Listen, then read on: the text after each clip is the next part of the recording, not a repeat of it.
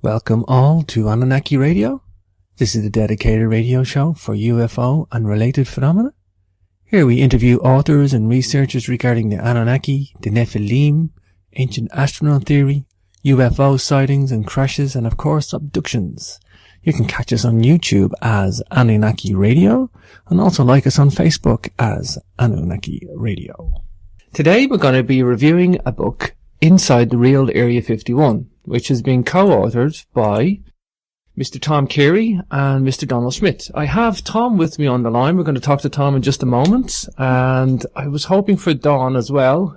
Slight connection issues, but 1 out of 2 ain't bad. So we'll be able to start the show anyway. We're going to try and get Tom on the break. Let me just tell you a little bit about the book and what the research reveals. Psychologist Thomas Gilovich has succinctly defined the objective of the new, highly anticipated book by best-selling investigative authors Thomas J. Carey and Donald R. Schmidt, Inside the Real Area 51, The Secret History of Wright-Patterson. He portrays the condition known as healthy skepticism as an awareness of how and when to question and recognition of what it takes to truly know something. These are among the most important elements of what constitutes an educated person. With that suppression, Carey and Smith question the official version of what they convincingly established as the biggest kept secret in the history of this country. For me, Area 51, the Roswell crash, these are all key things. If you're going to look into ufology, these are the first ones you're going to tackle, and I've had Stanton Friedman on the show before, and a couple of other profile guests. It's not my biggest area of research, but it's something that definitely draws my attention. Let me just tell you a little bit about the authors. Thomas J. Carey. Thomas J. Carey is a native Philadelphian, holds degrees from Temple University, BS in Business Administration, and California State University, Sacramento, MA in Anthropology. He's also attended the University of Toronto in his PhD program in Anthropology. He's an Air Force veteran who held a top-secret crypto clearance. Tom is now a retired Philadelphia area businessman. He's been a Mutual UFO Network, MUFON, State Section Director for Southeastern Pennsylvania from 1986 to 2002. A Special Investigator for the J. Allen Hynek Center for UFO Studies from 1991 to 2001. And he's a member of the CUFOS Board of Directors from 1997 to 2001. Thomas began investigating aspects of the Roswell incident from 1991 for the Roswell investigative team of Kevin Randall and Don Schmidt, and since 1998 has teamed exclusively with Don Schmidt to continue a proactive investigation of the case. Let me tell you a little bit about Donald Schmidt, and these guys hopefully will give us a little bit more background on their careers. Donald Schmidt is a former co-director of the J. Allen Hynek Center for UFO Studies. He served as Director of Special Investigations for 10 years. Prior to that, he was a special investigator for the late Dr. J. Allen Hynek and an art director for the International UFO Reporter. Schmidt graduated from MATC with a degree in commercial art and graduated cum laude from Concordia University with a degree in liberal arts. He is presently taking graduate courses in criminal justice. Schmidt is an author of dozens of attitudes about UFOs, as well as the co-author of 2 best-selling books, UFO Crash at Roswell, Avon 91, best-selling Witness to Roswell, New Page, New Jersey 2007, The Truth About the UFO Crash at Roswell, published by M. Evans 94. He's also the author of Roswell, the Chronological Pictorial from Moonset Entertainment Group. So without further ado, let's bring on our guest today. Hi Tom, welcome to Capricorn Radio. Good afternoon, James. It's nice to be with you. It's very nice to be with you too, Tom. Two of you guys seem to be prolific researchers in this UFO field, particularly to Roswell. Well, I've been, and so has Don, we've each been focusing on the Roswell case for the last quarter century. It's the case has required dedication to get to the bottom of it. It's not a case where you zoom into town on a weekend and solve the case and go back home. It's required dogged determination and stick-to-itiveness, to uncover what we have uncovered. And for me, there's no other UFO case that holds my interest like this one. Sure. And, sure. It's so I've focused since 1991 on this case only. Yeah, and this is the thing, Tom. I mean, as they say, all roads head to Rome. I mean, if you're into ufology, all roads head to this key moment in time. It was a special moment in our history, regardless of what happened. Most certainly, I like to have a healthy skepticism as too, and something happened. Without a doubt, something happened. Well, even the Air Force admits that something happened, and even the I don't know if you remember the sort of the muckraking Washington reporter Jack Anderson. Sure. He even investigated the case in 1994, and his investigator felt that the Air Force and the government were leading them down the primrose path. And their conclusion was that they don't know what happened back in 1947, but something big, and they used the word big, did happen at Roswell in 1947, but they just weren't sure what it was because of the misinformation that they were getting from the government and the Air Force at the time. Sure. I suppose before we get into any of the details, Tom, did you ever see yourself ending up doing this? Was there any preliminary mysticism around this subject matter, or? I wanted to be a baseball player. Very good. Professional baseball player. I was offered a couple of contracts, but I turned them down. And then I wanted to be an Air Force pilot, and I went in the Air Force for a couple of years, got disillusioned with that. And then I wanted to be a professional anthropologist, and the money ran out before I could get my dissertation together. And so I went back to Philadelphia, where I was born. And by that time, I was married with 2 children. So I had to make a life decision and went to work for a large insurance company in Philadelphia called Cigna. And stayed there for 20 years. And then during that time, I joined MUFON, the Mutual UFO Network, just to keep my interest in UFOs, to see what was going on. Mm-hmm. Even when I was in graduate school, I was in a UFO group, just to, because I was always fascinated by the subject, but it was more like you would call a, UFO buff. Someone just had a dabbling interest. And in 1980, I read the book, The Roswell Incident, and that book just blew me away, because we're talking about not just lights in the sky, which bore me, but a craft of material craft with a report of little bodies. Now, this was something tangible that allegedly crashed. Sure. 1947. The case had everything: cover-up, mystery, the physical evidence, and it was just fascinating to me that here we had a real nuts and bolts UFO case. Excuse me. In 1991, Randall and Schmidt were reopening the investigation of Roswell. The first book that written by William Moore and Charles Berlitz was 1980. And that remained the only Roswell book for almost 10 years. Well, actually 11 years before the next one came out, UFO Crash at Roswell by Kevin Randall and Don Schmidt. And it was that book that really opened up the case and made Roswell a household word around the world. It was that 1991 book. It was also at that time that I joined the Randall and Schmidt team, looking for the archaeologists, because I had a background in anthropology and archaeology. Mm-hmm. Mm-hmm. And the archaeologists were allegedly from the University of Pennsylvania in Philadelphia, where I was living at the time.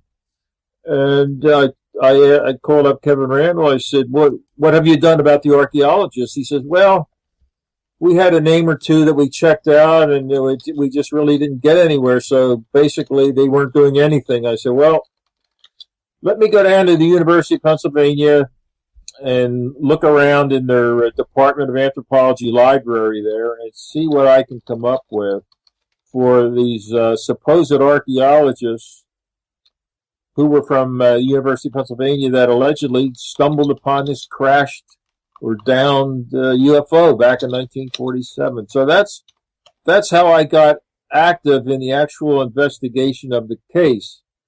And as you know, 1997, skipping ahead to 1997, was sort of the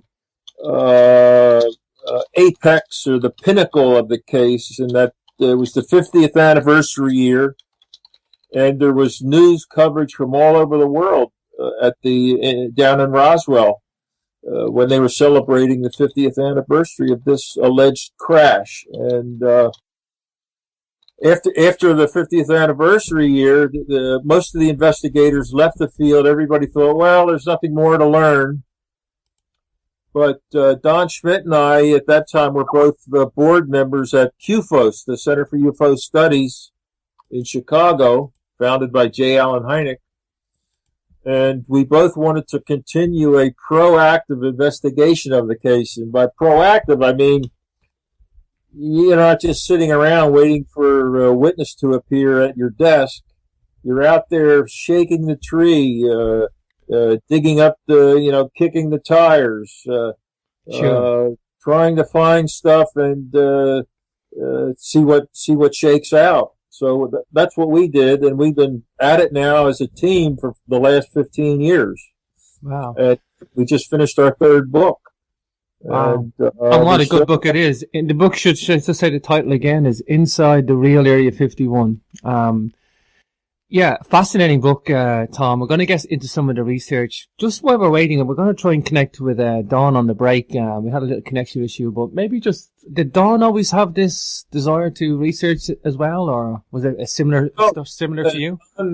Don says Don's position was that when he teamed up with Kevin Randall in the late 80s, they thought that they would solve the case as just a prosaic, weather balloon or something, of an aircraft of local origin. They thought that they would just be able to solve it real quick and, make this case go away. But as they got into the initial research, they realized from talking to some of the witnesses that this is more than just a weather balloon. There's something really happened here, and so they did a 180 from being sure that it was just something prosaic to something that was really extraterrestrial. So they did an about face on it. Mm-hmm. Tell me about the J. Allen Hynek Center for UFO Studies and how that came about. I only know that by name, Tom. Well, J. Allen Hynek, of course, was the Air Force scientific consultant to Project Blue Book. And basically what his role was to provide scientific mumbo-jumbo to explain away UFO reports when they were reported to Blue Book. And he sort of got fed up with that because he thought there was really something to all of this. Right. Not just swamp gas. Swamp gas and weather balloons, eh? Yes. So he founded his own group in Evanston, Illinois, originally, the J. Allen Hynek Center for UFO Studies, of which Don and I were both board members as well as investigators. And Don and I concentrated on Roswell mostly. But is that how you two guys met then, Tom? Is that how you collaborated? Yes. Fascinating. Yes. So Hynek, he retired to Arizona. Somebody was somebody was paying him a stipend, to continue his research to really find out what UFOs were. He never did. He was hoping the Air Force would eventually tell him the real story, but the Air Force never did. they said he didn't have a need to know. His role was just to explain them away. And so he died in, I think, 1986, and leaving the Center for UFO Studies. It's still around, but it's pretty much as we speak on its last legs. James, they used to have a office front there in Chicago, and they would publish a monthly magazine, and I think the magazine now is down to an infrequent online deal, on the internet, and it's a shame, but that's what happens, Just surrounding then the Roswell. I mean, we'll get into the book just shortly. I just want to get some of the background, Tom, before the break, and build a picture for people. I mean, Roswell and the incident is a household name. It's synonymous with ufology. I mean, it's the number one topic. I mean, everybody hears about it, everybody knows about it, and the story is just not going away. I should say, this was a very special time in our history. I mean, we're talking World War II had just finished. The atom bomb was going off and being connected. This was a significant time. If there was going to be any interaction with us as a species from another civilization, that was the time it was going to happen, Tom. I mean, the timing was right for that, as well as whatever happened. You have the World War II. I mean, with all of the commotion going on from World War II, and then to sort of punctuate it, you have the atomic bomb detonations, and we don't know why the UFOs sort of all of a sudden appeared in 1947, but they did. And if a gun was put to my head, I would say, well, it was because of World War II and the atomic bomb detonations that maybe, created almost a beacon for somebody out there to say, hey, anthropomorphizing a bit. Hey, what's that going on down there on the blue planet? Let's go take a look. But that's just pure speculation. I don't know why, but they did. They appeared in 1947 in New Mexico. All of the atomic research going on at the time had the most sightings. So if you put two and two together, you might come to a speculative conclusion that it had something to do with the development of atomic weaponry on this planet that piqued somebody else's interest. But that's would be my guess, but that's just speculation. Sure. So how do you feel then about another book on Area 51? Why is this important? Why does this warrant another book? What's new? Well, if you read the book, it's not about Area 51. It's about Wright-Patterson Air Force Base. Mm-hmm. Area 51, next to Roswell, is the most commonly known, let's say, UFO term in the world. Everybody's heard of Roswell, and everybody's heard of Area 51. Now, Area 51, and you're right, there are a lot of books about Area 51, and rightly so. It was a mysterious base to which the CIA finally owned up to it a couple months ago.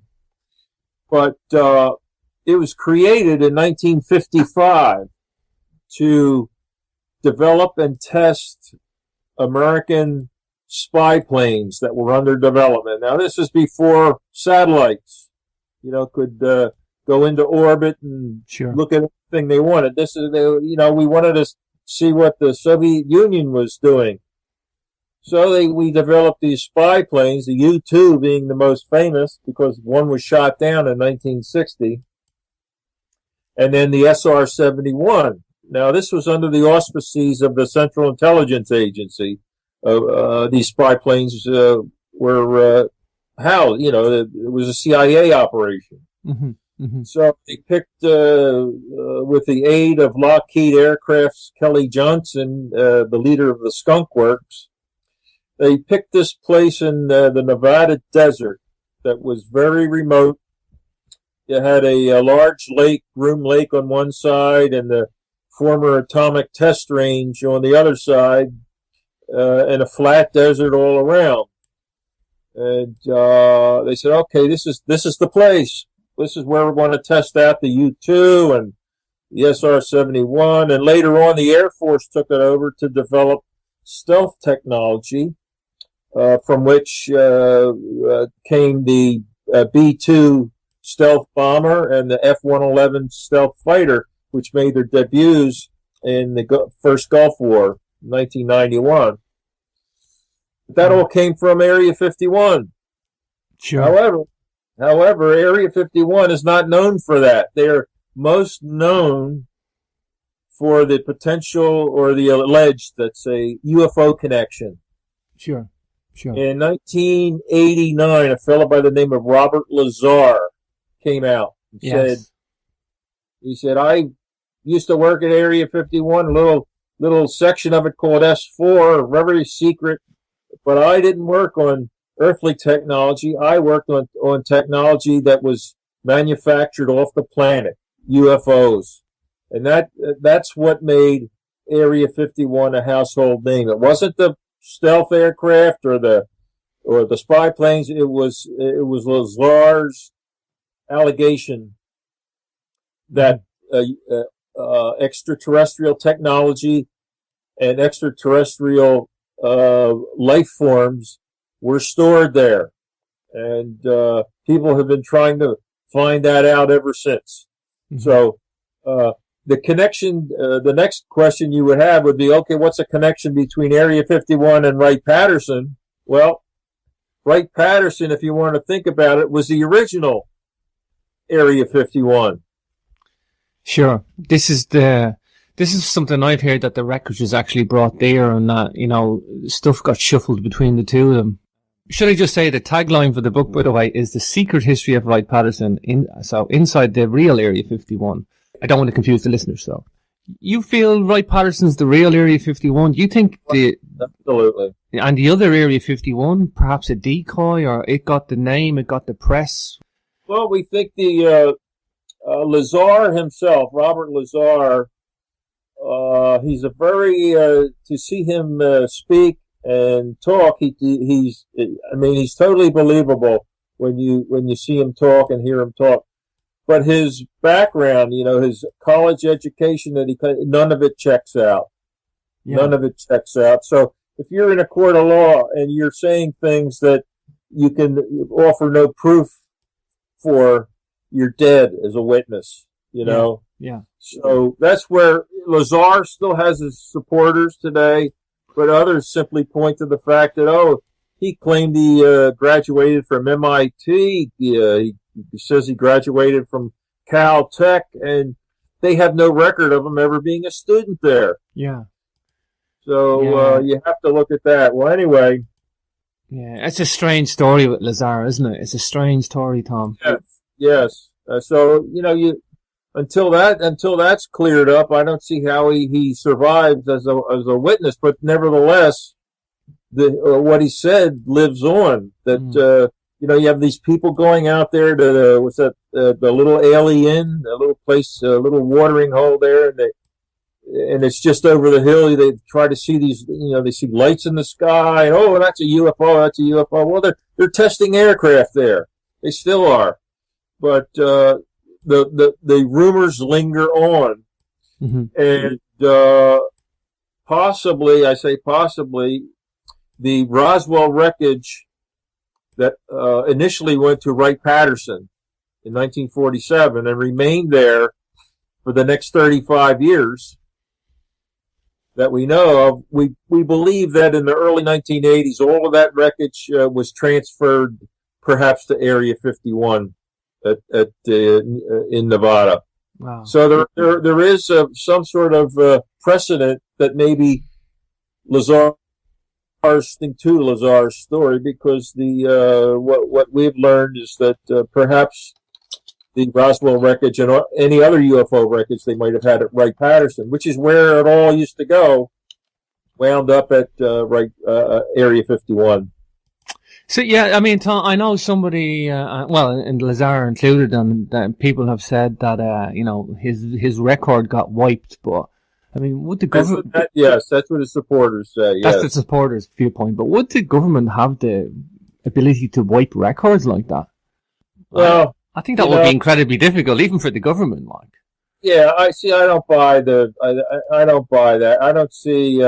There must be somebody that remembered him there. You couldn't just wipe all threads of. Yes, somebody had to remember him there. Somebody had to remember there. Well, the clincher for me was that a fellow researcher of ours who's on our team and has done a lot of research. He interviewed Lazar some years ago, and our researcher friend was from Boston, and Lazar allegedly got a degree from the Massachusetts Institute of Technology, right near Boston, and so Lazar asked our fellow researcher, well, where are you from? And he said, well, from Boston. So our friend said, well, let me ask you something, Bob. You went to MIT. What landmark in Boston, if you went to MIT, every student at MIT would know this landmark that's near MIT. What was that landmark? Well, he couldn't answer it. And it turns out it was Kenmore Square, right next to Fenway Park, the baseball. Mm-hmm. That was a famous location right near MIT, and Lazar never heard of it, which to our friend says, well, that did it for Lazar. He never went to MIT if he didn't get that. Tom, we're sorry to jump in. We're going to take a quick break there. I'm going to try and get your co-author on the line again, Mr. Don Schmidt, and I'll try once more on the break. But I'm going to take a quick tune here, Tom, and we'll be back in just a moment. Hi, everybody. Welcome back. You're on Capricorn Radio. You're listening to James Swagger, and I'm talking to Mr. Tom Carey about his book, Inside the Real Area 51. Welcome back, Tom. Nice to be back. Yeah. Yeah, we nice took a little anywhere. For sure. Let's get into some of the meat and potatoes here, Tom. I had a little warm up there just before the break to get some of the background of the story. I just think, one thing for me, and the piece of evidence that I remember was a documentary. They had super enhanced the image that the army official was holding in the papers, and they were and they were able to understand some of the key words that were wrote on that paper. Of course, the technology's caught up now, and there was things like crashed disk and key words in that whole phraseology that was in that document. Yes. I'll tell you, James, when I first looked at that, Stanton Friedman was selling a disc copy of it. Mm-hmm. So I bought a copy for $25 from Stan, mm-hmm. and I pulled it up on my computer, and this is no lie, within the first 10 seconds. Now you have to understand, Ramey's holding this telex in his hand, or memo, or piece of paper. I figure, well, it must have something to do with either an Air Force matter, General Air Force matter, or something to do with the base he was in charge of, the Fort Worth Army Airfield. I didn't have any pre with Roswell, right? So I pulled the enlarged image of the memo up on the screen. Within 10 seconds, I was able to read the victims of the wreck you forwarded to Fort Worth, Texas. Within 10 seconds, I read that. Now, there's people who say, oh, you can't read that. You got me. Well, then how did I read that in 10 seconds, not knowing it, whether it had anything to do with the moon or groceries or, anything. And the phrase victims of the wreck balloon, or any balloon story, because what sort of balloon will have victims, even if it lands on your head, it won't hurt you. And did it say the word victim, Tom? Victims, plural. Victims. Victims of the wreck you forwarded to the blah, blah, blah at Fort Worth, Texas. Why the word victims, Tom, and not bodies? Well, if the military term, if it was a military term, the word would be casualties. Military victims are known as casualties, but Sure. they use the term victims, meaning to me that it was non-military. Wow. And the victims, of course, were the little bodies that were found. Wow. And so you can read that. At least I had no trouble reading that. And some of the other words one of the other words you can see is disk, D-I-S-K. And near the end of it says weather balloons would make blah, blah, blah, blah. And what they're saying there is weather balloons would make a good demonstration to show people, which they did the following day. They started having these weather balloon demonstrations all over the country, not only to take Roswell down, but to take all UFO sightings down. And that was the purpose of these weather balloon demonstrations, and it's all there in the memo. Wow. Weather balloons would make blah, blah, blah. We have crews to do that. And that's what they did starting the next day. Disinformation, Tom. It's all in the document. Disinformation. It's all there. It's all there. But some people don't want to see it. You know what I mean? They go, "Oh, I don't see that." Oh, well, that's baloney. It is there. And I'll tell you what, we're still working on that. There's supposed to be a new photographic software program that can smooth out some of the grain, because the picture was taken about 15 feet away from General Ramey with a flash camera. And the thing is, when you keep enlarging the image, you just keep enlarging the noise or the grain. And we have to have some way to minimize the grain and leave the typeset in. And there's supposed to be a photographic package that will do that. And we also need a better scan of the original negative. Now, the original is kept at it used to be the Arlington, the University of Texas Archives that are in Arlington, Texas. But I understand now that the images are owned by Corbis, C-O-R-B-I-S, which is a big company that they accumulate all these famous photographs. And wow. The Ramey images are very difficult to get your hands on, even to go in there and make a scan. Surely the government would have bought them out if they're into the disinformation, Tom.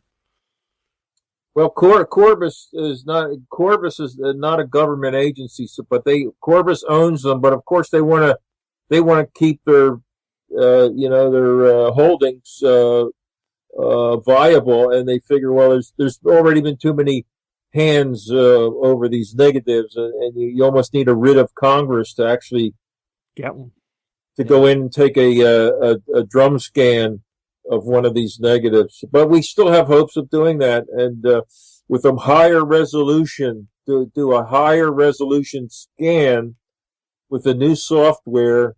We are told that we should be able to read much more of that memo that General Ramey is holding in his hand. Wow, fascinating, Tom. Okay, so the original Area 51, when was it established? For what purpose? Was this to really just take this disk? No, the original Area 51, which is Wright-Patterson Air Force Base in Dayton, Ohio, started out as a single strip of land owned by the Wright brothers, who invented the flying machine back in 1903. Mm-hmm. And they were actually cycle bicycles, the big wheeled bicycle, you see in the old time pictures. That was their trade, but they invented this flying contraption known as the airplane, and sure, they developed this airstrip just outside of Dayton, Ohio, to further develop this contraption. Well, lo and behold, World War I comes along, and the U.S. military in 1917 took over the Wilbur Wright Field, as it was called, the airstrip, and it's been in government control and hands ever since. Now, what really got Wright-Patterson on the map, secretly, of course, was the fact that it became the life's blood of the U.S. Air Force or Army Air Forces or Air Corps or whatever they were called, in the 40s. And World War II really expanded their function. It not only became the life's blood, it also became the brain power of the Air Force. So the intelligence function, the aircraft development function, the logistics and supply function, all of that was done out of Wright-Patterson. Now, during World War II, we're fighting the Germans and the Japanese and the Italians. The Wright-Patterson facility had something called the Foreign Technology Division. And what that was responsible for was to analyze any foreign technology like a German aircraft or Japanese aircraft or Italian aircraft during World War II. They would take captured aircraft, take them to Wright-Patterson, to Hangar 23, where they would break them down, nut by bolt, to see what made them tick, see how they were put together, and try to make something better that would defeat them in battle. That was the whole idea, to back engineer and re-engineer, Messerschmitts and Mitsubishis to have aircraft that could defeat them in battle. So they already had that going. When the Roswell incident occurred in July of 47, 2 years after the war, well, what better place to take this really foreign technology than to Wright-Patterson, because they were already in that business. So Wow. that's why it went to Wright-Patterson. Makes more sense, Tom, doesn't it? They needed somewhere that already had the covert, that already had the facilities. Everything was there, already functioning. Okay, so tell me about Hangar 18. This is something I remember from the Wright-Patterson documentaries I've watched, and there's been a few now, but Hangar 18, was it there? Did it exist? That's the number one question that people have about Wright-Patterson. Hangar 18. And I'm happy to tell you that we have solved that particular mystery. Wow. And we did it in researching the book. Because I know I was fascinated about how did this, because if you go to Wright-Patterson today or tomorrow as a visitor, and you go to the information desk, well, the number one question is, show me where is Hangar 18? Show me where Hangar 18 is. And they'll laugh at you. They'll say, oh, are you kidding me? There is no Hangar 18, and there never was. And they would be correct.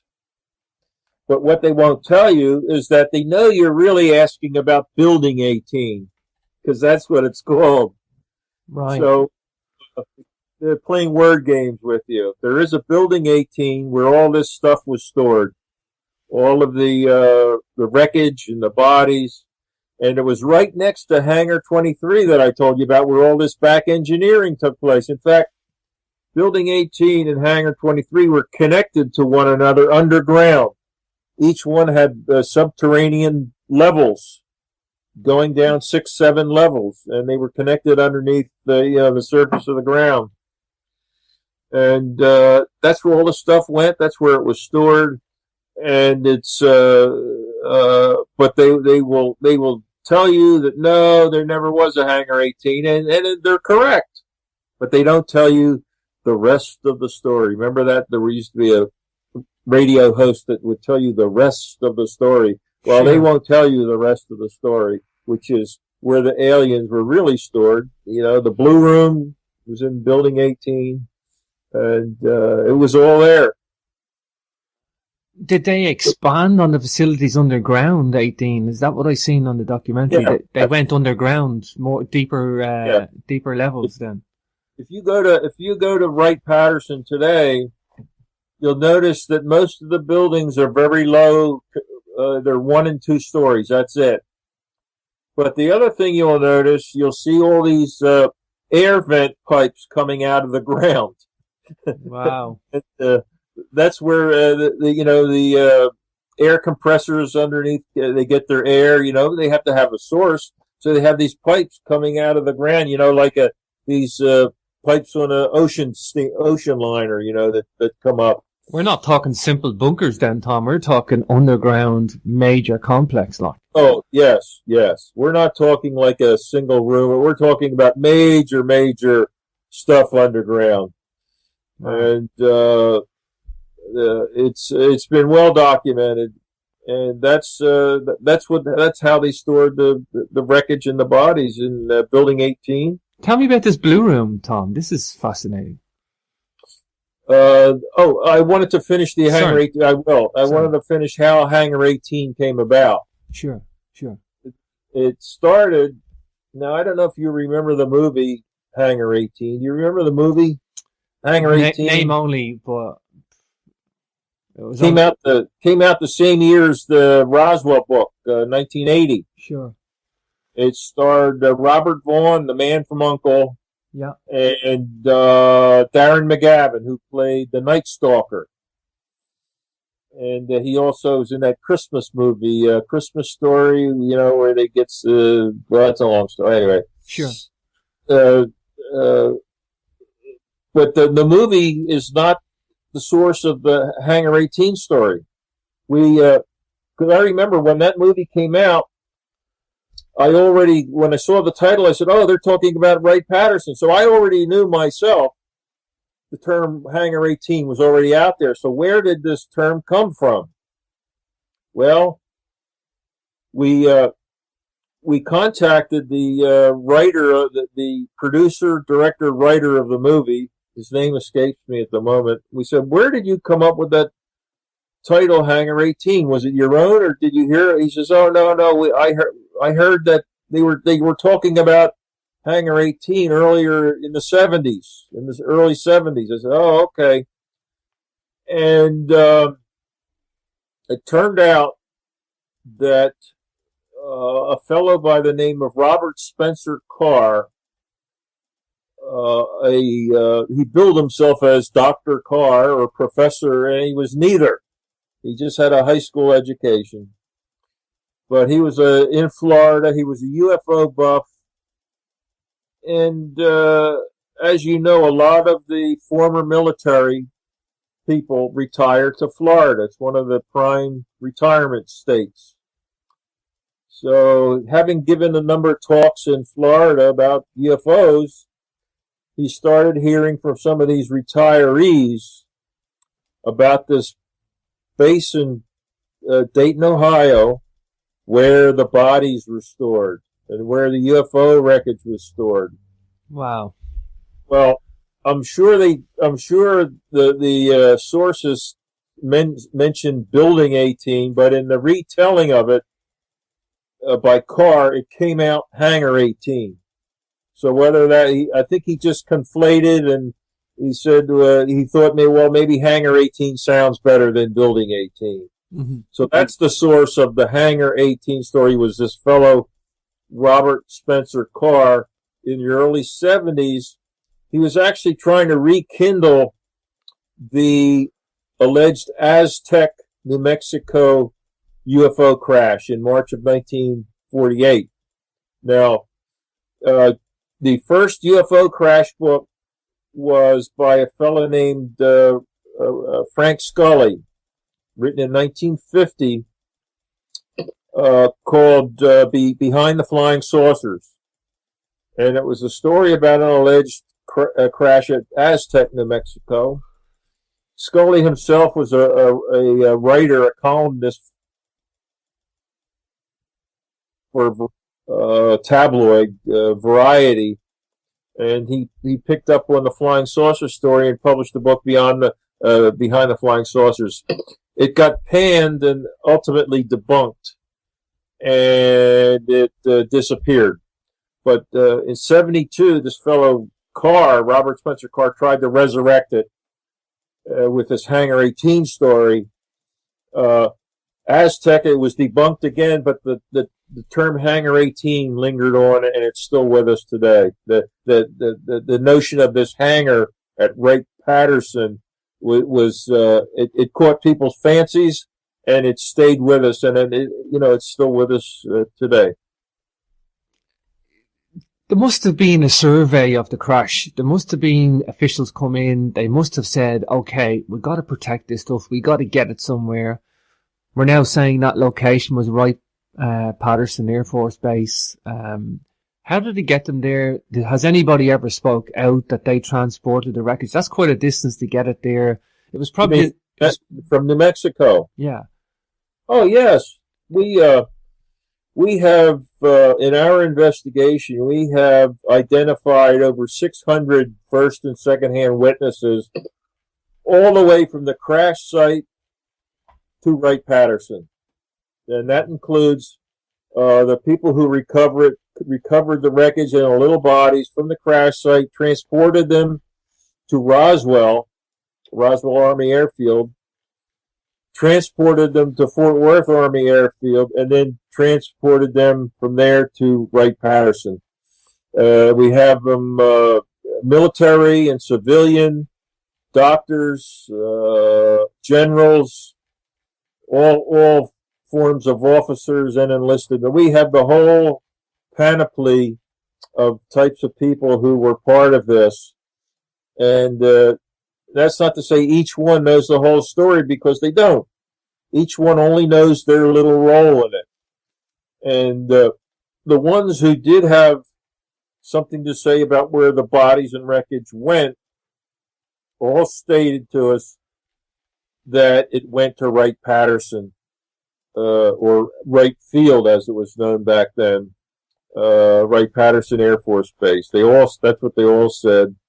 And we have people at Wright-Patterson who were there when the wreckage arrived in 47, some who saw it years later, some who saw the aliens. There was one that was still alive. Someone saw the one that was alive at Wright-Patterson. So we have hundreds of total witnesses to the whole event, including people who were involved every step of the way, from the crash to their wreckage disposition at Wright-Patterson. So that's what we've tried to establish in our books, and I think we have.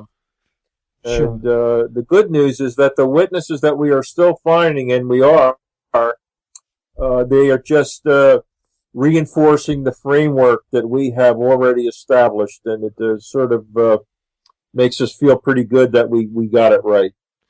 Tell me about some of the officials at Wright-Patterson.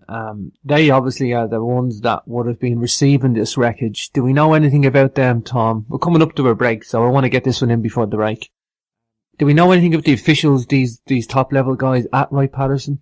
Yes, the most notable one is General Arthur Exxon, who in 47 was a lieutenant colonel attending a class at Wright-Patterson in base administration, and he became the commander of the base at Wright-Patterson in the mid-60s.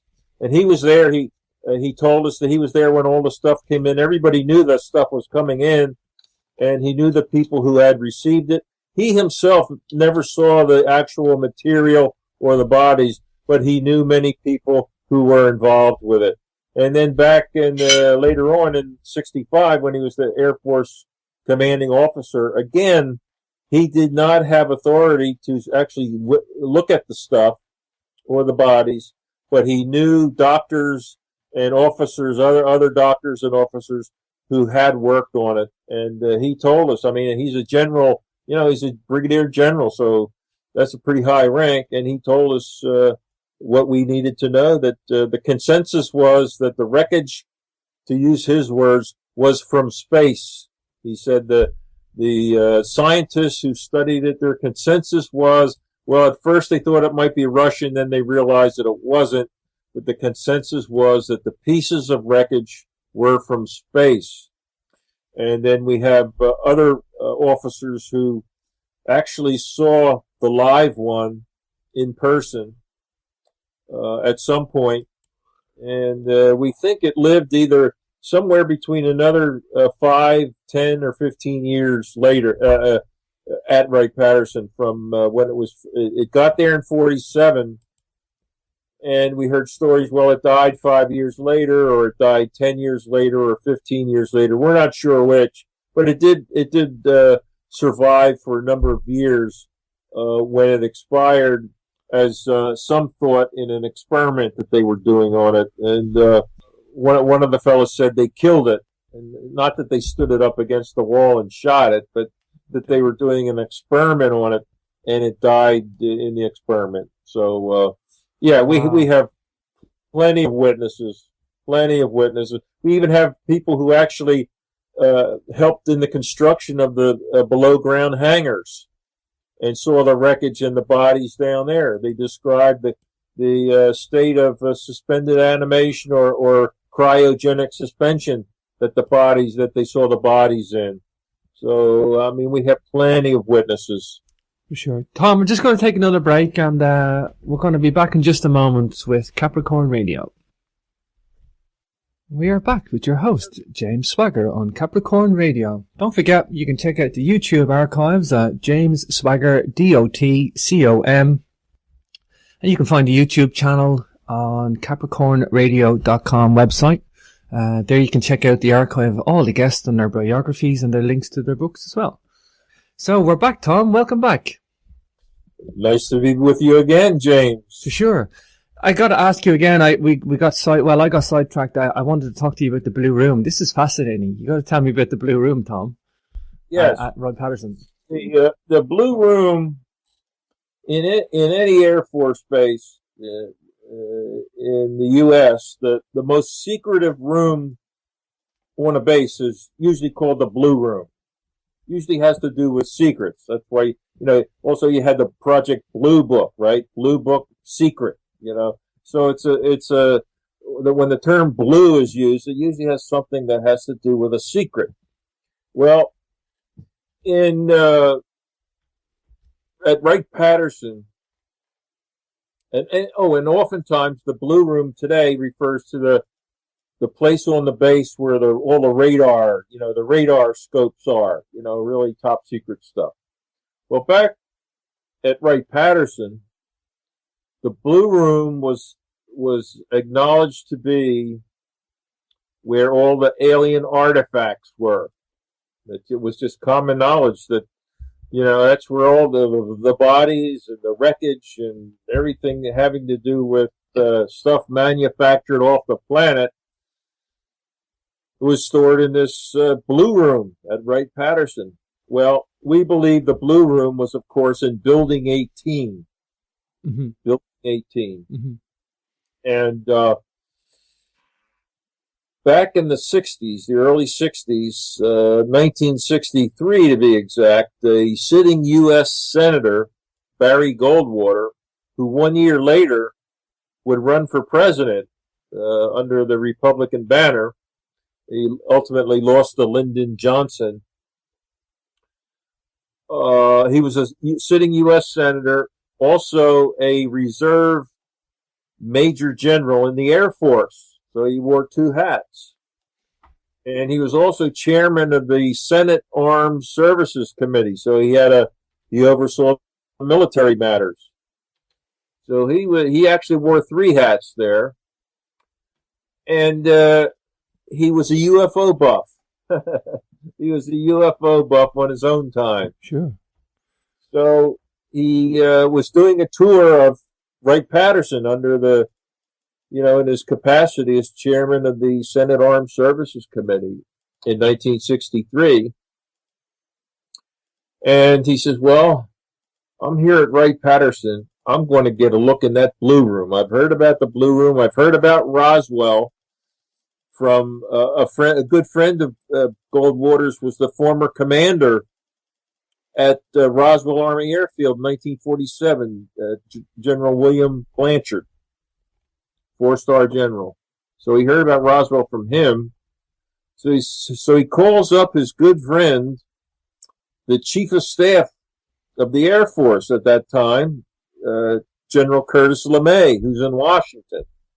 And he says, General, I'm over here in Wright-Patterson, and I've heard about this room that you have here called the Blue Room. And I've had an interest in UFOs for a long time, and I understand that this Blue Room is where you have all of those artifacts stored. May I have a look in there? And Goldwater told this story in television. He said, well, LeMay cussed him out like you wouldn't believe. He cussed him up one side and down the other. He said, hell no, you can't go in there. I can't go in there. And that was a lie, of course. I mean, he was the chief of staff. Of course he could go in there. But he told Goldwater that certainly Goldwater couldn't get in there.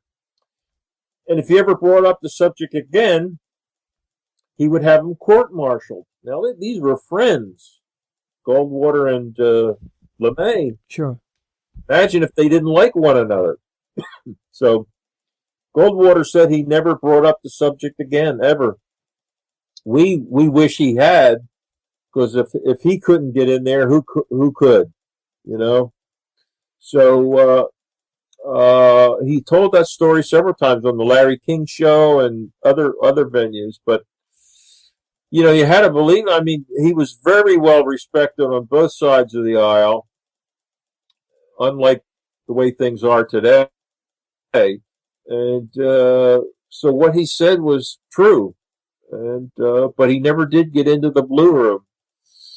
And the Blue Room, of course, would have been emptied out with all the other Roswell and UFO stuff in the early 80s and transferred elsewhere, we think, to Area 51 in Nevada. But that was a very interesting story, and I don't believe for a second that LeMay couldn't get into that room, because LeMay was up to his eyeballs at the time of Roswell. I mean, he sent his own envoy to Roswell to check out what was going on there, to see what had crashed. And he was certainly at that time he was the top dog in the Air Force. And in 1968, he ran for vice president of the United States under George Wallace, and that was the year that I think Nixon won in 1968. He just beat Hubert Humphrey, but sure. LeMay, his nickname was Curtis Bomber LeMay. No, I'm sorry, Curtis Bombs Away LeMay, and for his bombing of Japan during World War II. So we're saying everything's been stripped out of Wright-Patterson now. Is it all gone, or have they left anything there? No, it's all gone. A lot of the underground facilities have been cemented over. Sure. I hear also there's another possible new base nickname it Area 52 in Utah. Have you looked into that, Tom? Well, it's it's been mentioned now that the stuff at Area 51 that was extraterrestrial has been moved to, it's actually Dugway, the old Dugway Proving Grounds in Utah. And the former head of the Foreign Technology Division at Wright-Patterson, General George Weinbrenner, on his deathbed, mentioned that he said somebody asked him about aliens, and he said, oh, there are 5 of them stashed away in Utah. And he meant Dugway in Utah. So that sort of gives a possible confirmation that that's where they are today. Wow. I was going to ask you, my next question, has there been any deathbed testimony? And if so, who? Or is that the only deathbed testimony? I'm just thinking because of the time frame that this is, that people that were involved in the case must be, you know, close to expiring this lifetime now.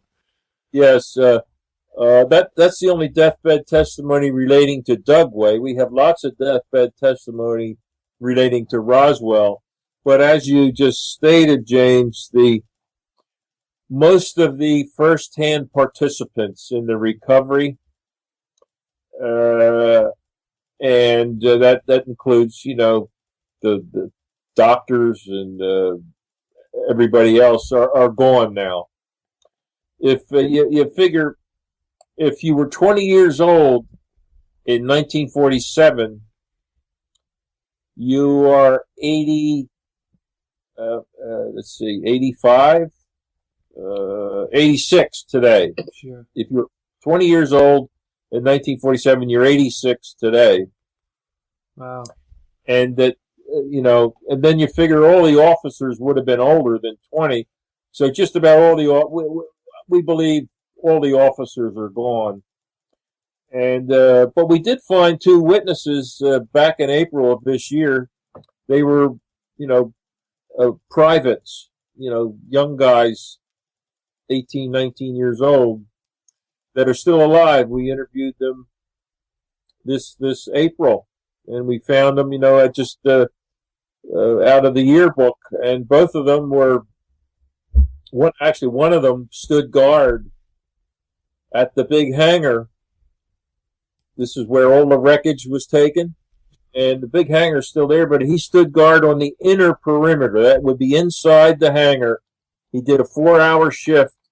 He was given a submachine gun and said his orders were to shoot to kill anyone who tries to enter who's not authorized. Shoot to kill. So what kind of balloon is that? That's a very protected balloon. That's what that is.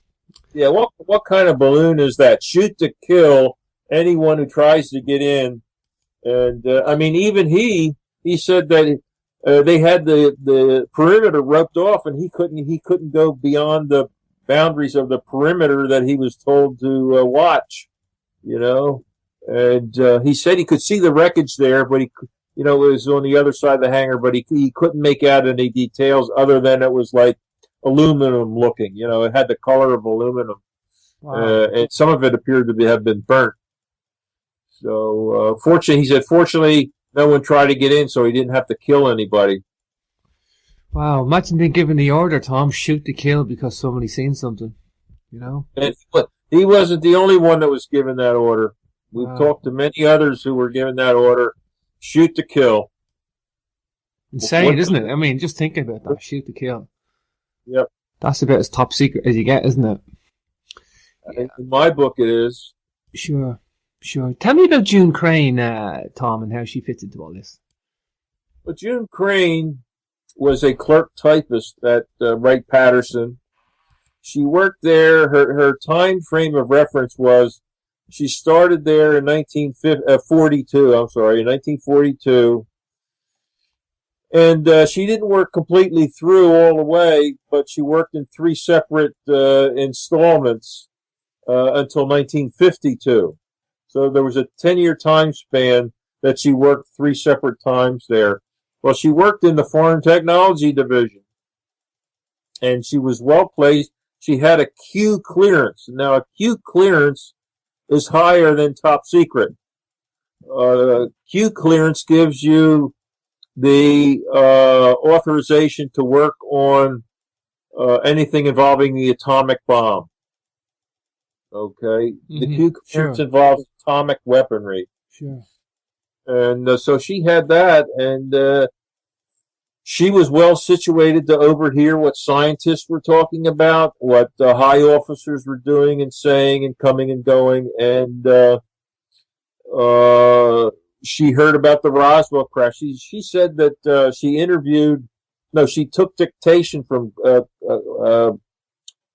what's his name, Werner von Braun, the German rocket scientist. Yeah, the Nazi rocket scientists that came to America. Yes.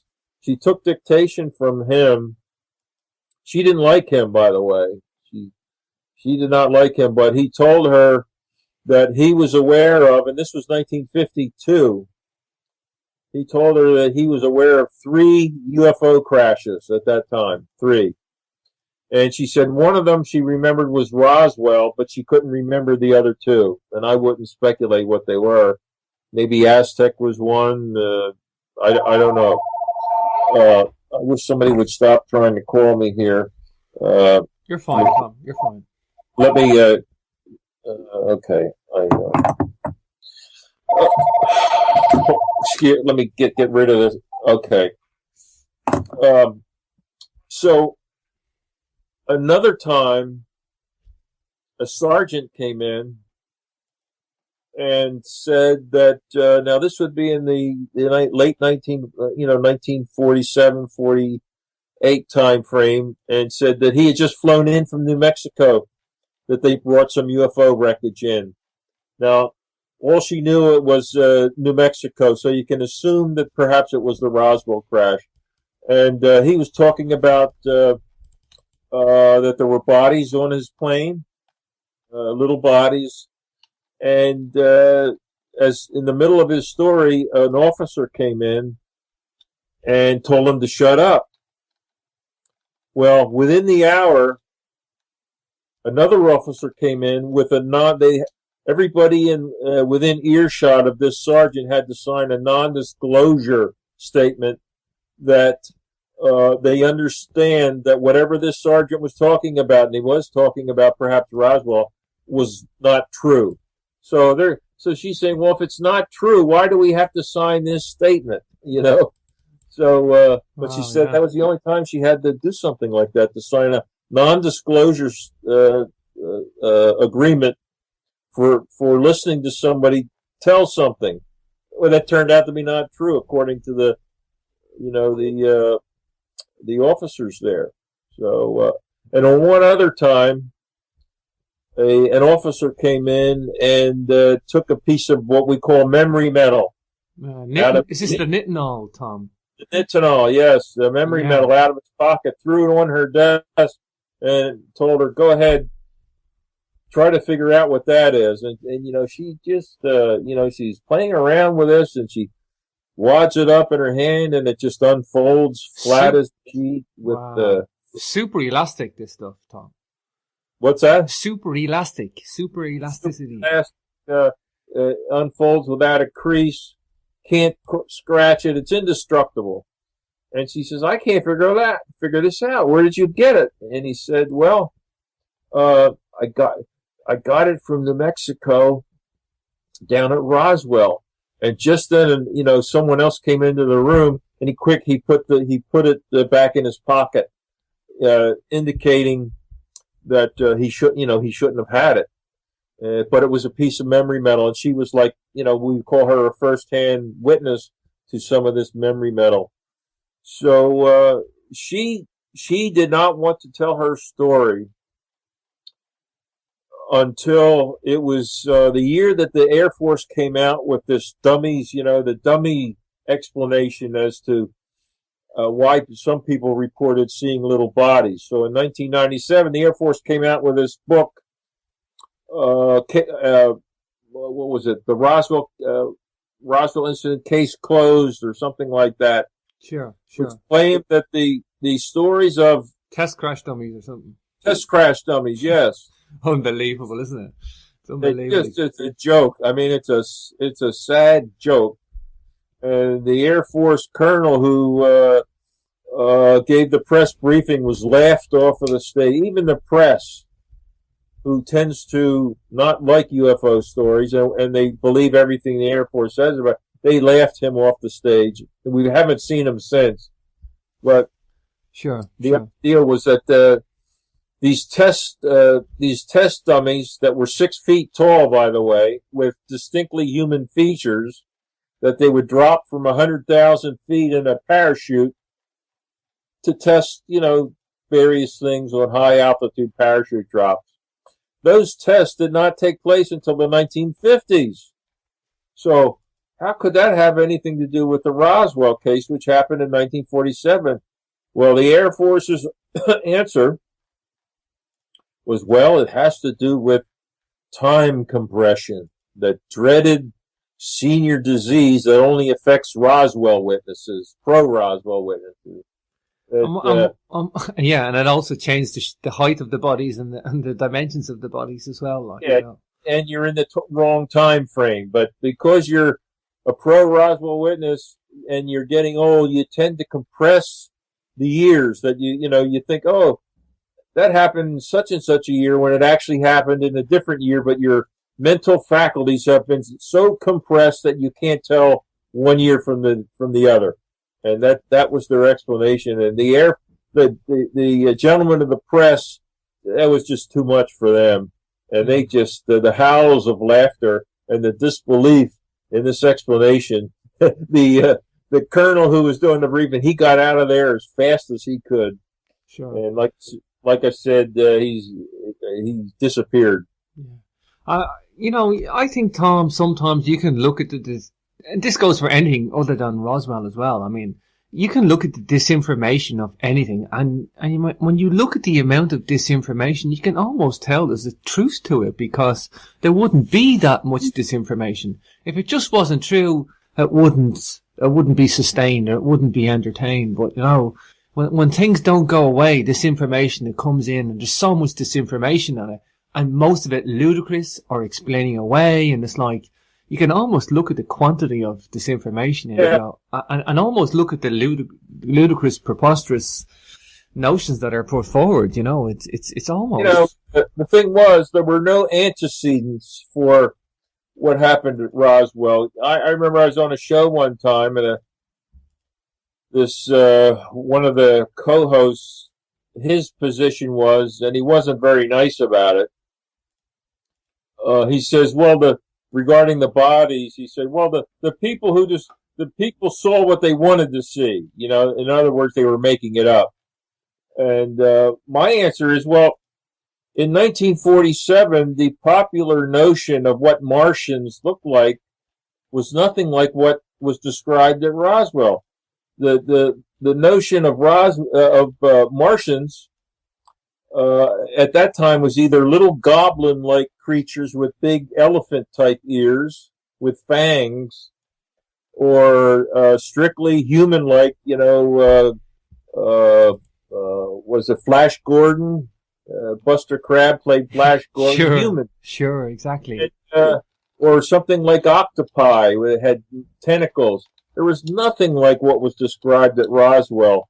Humanoid, with large heads and certain features that everybody knows, associates with like the little grays.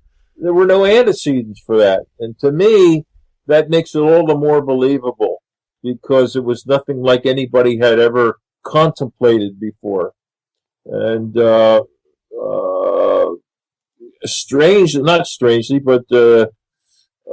fortunately, most of the descriptions we get as far as Roswell, of the bodies, they're pretty close together of what people are describing.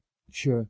Tom, we're going to take a break, and I want to get into the bodies after the break and possible autopsies, but just hold those thoughts right there, Tom. We're going to be back in just a moment. And we are back on Capricorn Radio with your host, James Swagger. We're talking to Mr. Tom Carey, author of Inside the Real Area 51, which is Wright-Patterson Air Force Base. Welcome back, Tom.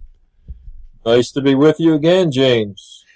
I first heard about Wright-Patterson, and I was like, it makes so much more sense. They would have had to go to the facility that could contain this massive cover-up secret. I mean, they needed to put this thing indoors. They needed to get this thing sealed and shut down and covered up until they could know what to do with it. And for me, Wright-Patterson was the only place at the time. I guess they would have liked it to be right on the doorstep. That would have been handy, all right. But I mean, I think they came and made the decision to shift everything there. I'm going to ask you about the autopsies and the bodies, Tom. But before we do, please give us out your website and where we can get the book before we jump in. Yes, our website is www.roswellinvestigator.com. It's www.roswellinvestigator, all one word, .com. The book, Inside the Real Area 51, The Secret History of Wright-Patterson, can be obtained at your friendly Barnes & Noble. Sure. Or on Amazon, www.amazon.com. It's available in your regular paper, a real book.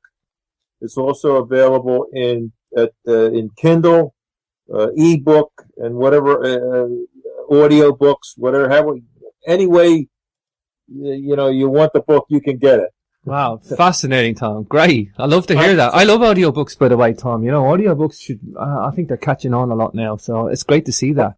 We had a conference last weekend in Philadelphia, and we sold all of our audiobooks. I didn't, because they do cost a little more, but we sold all of them. Sure. We sold all of our regular books too, but fascinating. If you want the book, you can get it. Yeah. Of course, I'll put a link on the CapricornRadio.com biography page, links to where you can get the book and a little bit of a review and the show title as well. Okay, Tom, there's a craft landed here, 1947, Roswell. There was a crash. Obviously, somebody piloted that craft. I think some people seem to forget that fact more than anything. They just think about the technology and the machine that brought these people here. But, we know that now we pretty much accept that somebody survived, that somebody was at Wright-Patterson. There was ones that maybe didn't survive. These guys had to be autopsied. If we were at that level of technology, we would have autopsied these guys. I want you to kind of put it in context, because I don't think that this autopsy movie that was put out, I think that was more disinformation than that was, yes. You're sure. talking about the alien autopsy video. That was done in 1995 by Ray Santilli, and even he has admitted, I believe, that it was a hoax. And that's the thing, that they get these people with the trail that it's going to known to be a hoax eventually. So they get all the hype up, and then they release it as, oh, it was a hoax because this is his background. The hoax is always going to come out. The hoax was always going to come out, Tom, if you ask me. But the key was money did change hands. Money did change hands. Yeah. So that's what it was all about. Yeah, it was all about the money. But yeah, when I first saw it, I knew right away it was a hoax. But that's not what we're talking about here. No, we're talking about an autopsy. The autopsy had to have happened, Tom. Was the Wright-Patterson Air Force Base the autopsy place? Well, it didn't start out to be. They started a preliminary autopsy at Roswell. It went into the base hospital there, where they brought it in from the field. They took them to the big hangar, and then from the big hangar to the base hospital. And they attempted an autopsy there, but the smell was so bad, and it really was, the facility was really not equipped for something like that. So they aborted the attempted autopsy, put them in, what do you call them? Not bags, but liners. They put them in, so the smell, it would kill the smell. Yeah. And shipped to Wright-Patterson. Now, the idea was that, to see what made, just like the wreckage itself, to see what made what these things were made out of. And the most, how many were there? There were, we believe, the most oftenly reported number was that there were 4 dead and 1 still alive. So that's a total of 5 alien creatures, 4 dead, 1 alive from the crash. And we have a lot of the information we have about the actual autopsies comes to us from Leonard Stringfield. He was a UFO researcher in Cincinnati, Ohio, who had a lot of friends at Wright-Patterson, some of whom were doctors that either participated or viewed the autopsies. And he gives a full description. It's in the book of what these creatures looked like, what their internal organs were like, etc., etc. And there's also a picture in the book of Leonard Stringfield's best estimate of what they looked like. And what he would do, based on what the doctors had told him, he would put a sketch together and send it to them, saying, "Is this what it looked like?" And they would send it back with comments. This was too big, this was too small, blah, blah, blah, blah. And finally, he wound up with what the sketch in the book that's included in the book. That was his final sketch that got the okay from the medical people who actually participated in this as to what they looked like. So, and it's like your typical, mostly like your typical gray is depicted as large, oversized head for its small body, 3.5 to 4 feet tall, maybe 50, 60 pounds, very frail, long spindly arms, long spindly legs. One of the witnesses who witnessed it, the live one walking, said it reminded him of something squiggly as it walked. It walked squiggly like. And, yes, we do have a pretty good description of what they look like. Wow. Tell me about the Martian jawbone, this mandible. The jawbone that spoke Martian. Yeah. We like the name of that chapter. Yeah. This is beautiful. Yes, it involves a case where we have this fellow was still alive. John Musgrove worked at Wright-Patterson. He was a dental technician, and he worked at Wright-Patterson, and then he retired to local practice with a dentist. And one day his boss comes in, the dentist. He says, "Here, I want you to make a mold of this, a plaster Paris mold of this." And he says, "Well, what do you have?" And he shows me he's got this strange jawbone, this mandible. And he says, "Okay." And so he's washing off this jawbone, and he noticed that, well, there's no teeth on this jaw. I mean, there's not even any sockets where the teeth should be. It's just a jawbone, and it's not shaped like the arch, the parabolic arch of a human jawbone. It's more pointed, more like a V. He says, "Boy, I don't know what this is, but I'll." So he makes the mold, and then he pours the plaster Paris and lets it set. And the next day, the boss comes in. "Well, you done that? Are you done that mold that I asked you that cast that I asked you to make?" "Yeah, here it is." So he gives it to him, and the boss says, "Oh, that's nice. Where's the template you made for it?" He says, "Oh, it's right here." So the boss takes the template or the mold, and he crushes it in his hand and throws it in the wastebasket, and out he goes. So Musgrove goes to the window. He says, "Well, what is this guy up to?" And he watches his boss. He goes outside. Waiting are 2 Air Force officers, one of whom he recognized as working at Wright-Patterson. So he put 2 and 2 together, and by this time he had heard about UFOs and Hangar 18 and all that sort of stuff. He says, "Oh my goodness, I wonder if that had anything to do with UFOs." So he goes back, he retrieves the crushed template out of the trash can, puts it painstakingly back together again, and pours another mold. Well, the mold comes out nicely, and he puts it in he purchased a little vault or at a bank where you can store things in. You pay for it and you store it. We put this mold, this cast, in this little storage compartment at his bank for 30 years. For 30 years he kept it there. And by this time, Roswell is really known, and he's got a friend in the media there named Carl Day. Carl Day, he's a TV journalist, has done some UFO work. He does, stories for local TV, and he tells him the story about the jawbone. Carl Day goes on TV and tells the story about it, tries to, he links it to Wright-Patterson. And lo and behold, he winds up giving a talk at Wright-Patterson Air Force Base about it.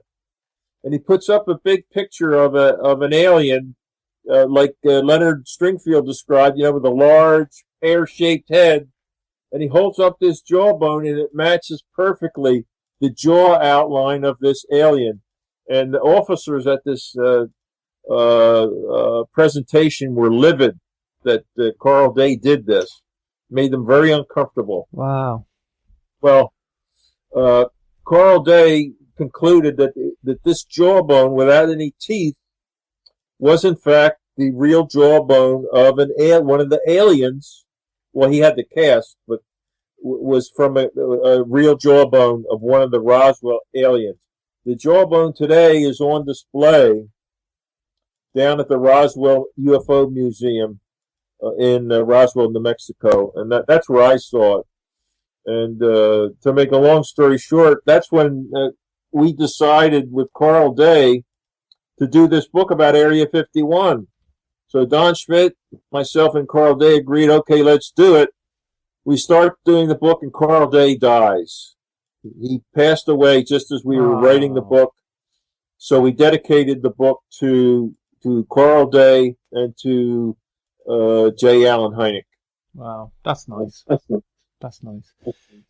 Tom, we were talking during the break about UFOs, Roswell, the conferences and stuff down in Roswell, and you mentioned the museum there. You go down there quite regularly for the conference, Tom, you were saying. What conferences have you got coming up, Tom? Let us know. You got any speaks or conferences you're talking at? Any events? James, I just finished the Philadelphia. Hi, everybody, and we are back. We lost Tom for a quick second or two there. Hi, Tom. Welcome back.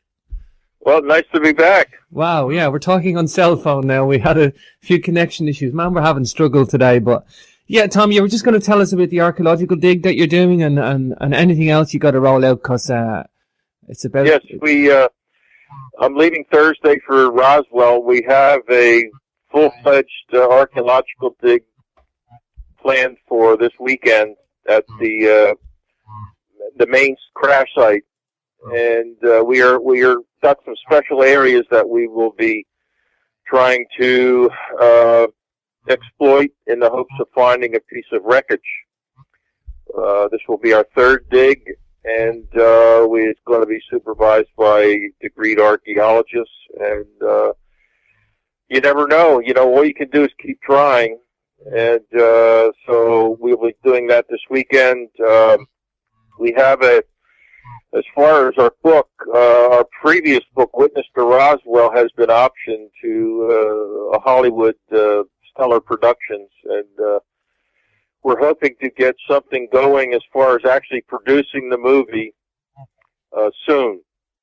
It's been a few years since the option was initiated, and it's a long story, but we hope to get something going soon on that. We also have a mini-series that we're in discussions with. It'll be a 4-part, 2-hour each mini-series based on our book, Witness to Roswell. And I know I'm leaving something out, but we are still working on the case. We have, we hope, as I said earlier, we have hopes of getting more information out of the Ramey memo.